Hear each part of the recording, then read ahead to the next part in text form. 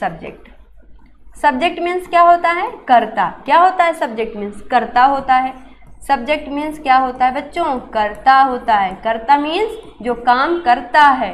जैसे कि आप विद्यालय जाते हो, आप विद्यालय रोज जाते हो, तो विद्यालय कौन जा रहा है? आप जा रहे हो। तो जाने का काम कौन कर रहा है? आप कर रहे हो, कर्ता कर रहा है। तो जो काम कर देता है उसी को हम कहते हैं सब्जेक्ट, यानी कि कर्ता कहते हैं। ठीक है, तो सिंगुलर सब्जेक्ट और प्लूरल सब्जेक्ट क्या क्या है? तो सिंगुलर सब्जेक्ट में आता है ही, सी, इट। कोई भी प्रोफेशन जैसे कि डॉक्टर, टीचर, है ना, ये प्रोफेशंस हैं। तो ऐसे जो सम्मानित शब्द होते हैं जैसे मदर, फादर, ये सभी किसके अंदर आते हैं? वो सब सिंगुलर सब्जेक्ट के अंदर आते हैं। प्लूरल सब्जेक्ट के अंदर क्या आता है? दे, फिर आता है यू, वी। जैसे कोई भी प्लूरल नाउन, जैसे कि मैंने कहा लड़कियां, लड़के, और मैंने कहा कि बहुत सारे लोग, बहुत सारी पेंसिल, तो ये सभी क्या हो गए? प्लूरल हो गए। ठीक है, तो ऐसे सब्जेक्ट जो हैं वो प्लूरल हो गए, और ऊपर ही, शी, डॉक्टर, टीचर, कोई भी प्रोफेशन, मदर, फादर, ब्रदर, ये सभी आता है सिंगुलर सब्जेक्ट। अगर एस नहीं लगा है तो, अगर एस लग जाएगा तो वो प्लूरल हो जाता है।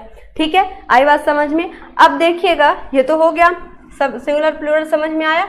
देखिए, आप ध्यान से देखिएगा कि हमें इसका सेंटेंस जो है, मतलब वाक्य हमें बनाना कैसे है, उसके रूल्स क्या क्या होते हैं। ठीक है, सब्जेक्ट समझ में आया क्या होता है? कर्ता, यानी जो काम को करता है।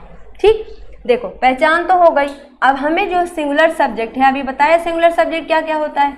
तो सिंगुलर सब्जेक्ट जो होगा उसके साथ हम लगाएंगे वर्ब की फर्स्ट फॉर्म में एस या ईएस लगाएंगे, और जब निगेटिव सेंटेंस बनाएंगे बच्चों तो वहां पर लगाएंगे डज नॉट। क्या लगाएंगे?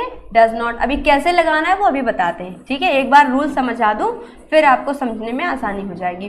प्लूरल जो होता है उसमें हमेशा वर्ब की फर्स्ट फॉर्म लगेगी, एस या यस नहीं लगता है, एस या यस इसमें नहीं यूज़ किया जाता। लेकिन अगर जो है निगेटिव सेंटेंस है तो वहाँ पर क्या लग जाता है? डू नॉट लग जाता है, और वर्ब की आ जाती है फर्स्ट फॉर्म। ठीक है, सेंटेंस कैसे बनाना है ये सभी रूल्स है। ठीक है, इसको लिख लीजिएगा आप लोग, क्योंकि रूल्स अगर आपको याद रहेंगे ना तो आपके लिए आसानी हो जाएगी रूल्स जो सेंटेंस है उनको बनाना। अब सेंटेंस का स्ट्रक्चर क्या होता है वो समझ लीजिए। देखिए, अब जैसे हम सेंटेंस स्ट्रक्चर बना रहे हैं तो उसमें 4 पार्ट्स होते हैं, पहला, दूसरा, तीसरा और चौथा। पहला क्या होता है? सेंटेंस अफर्मेटिव होता है। कैसा होता है?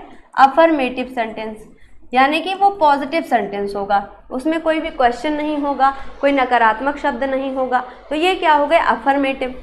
दूसरा होता है निगेटिव, यानी कि वो नकारात्मक वाक्य होंगे, तो उन्हें हम कैसे बनाएंगे? तीसरा होता है इंटेरोगेटिव, यानी प्रश्नवाचक अगर वाक्य है तो हमें कैसे बनाना है सेंटेंस को। और चौथा होता है बच्चों जिसमें क्या होता है? WH वर्ड, यानी कि क्वेश्चन वर्ड दिए होते हैं, तब वो भी इंटेरोगेटिव होता है, तो हमें उस सेंटेंस को कैसे फॉर्म करना है, कैसे उसको बनाना है, इसके रूल्स क्या क्या हो सकते हैं। देखिएगा, प्रेजेंट इंडेफिनिट में जब अफर्मेटिव सेंटेंस आपको मिले, वैसे तो एक कॉमन रूल होता है। क्या रूल होता है? सब्जेक्ट प्लस वर्ब की फर्स्ट फॉर्म में एस या एस। अगर प्लूरल सब्जेक्ट है तो एस या एस नहीं लगेगा, सिंपल सी बात है। वर्ब की फर्स्ट फॉर्म में एस या एस प्लस क्या हो जाता है? ऑब्जेक्ट। एक ये सिंपल है, लेकिन जो है हर एक अलग अलग कैटेगरी से मैं आपको बताऊंगी कि कैसे हर एक कैटेगरी, जैसे आपने सेंटेंस पढ़ा तो हर इतने ही कैटेगरी में आपको सेंटेंस मिलेंगे, तो उनको कैसे बनाना है आपको बस इतना सा समझ लीजिए। ठीक है, बस आपको नज़रें गड़ा के यहाँ रखनी है भाई, क्योंकि समझ में तभी आएगा ना। सबसे पहले क्या लगाएंगे? सब्जेक्ट। सबसे पहले क्या लगाएंगे बच्चों? सब्जेक्ट प्लस क्या लगाएंगे? वर्ब की फर्स्ट फॉर्म। अगर सिंगुलर सब्जेक्ट है तो ऐसे ही एस लगा देंगे वर्ब की फर्स्ट फॉर्म में, अगर नहीं है तो नहीं लगेगा। प्लस क्या लग जाएगा? ऑब्जेक्ट। क्या लग जाएगा? ऑब्जेक्ट।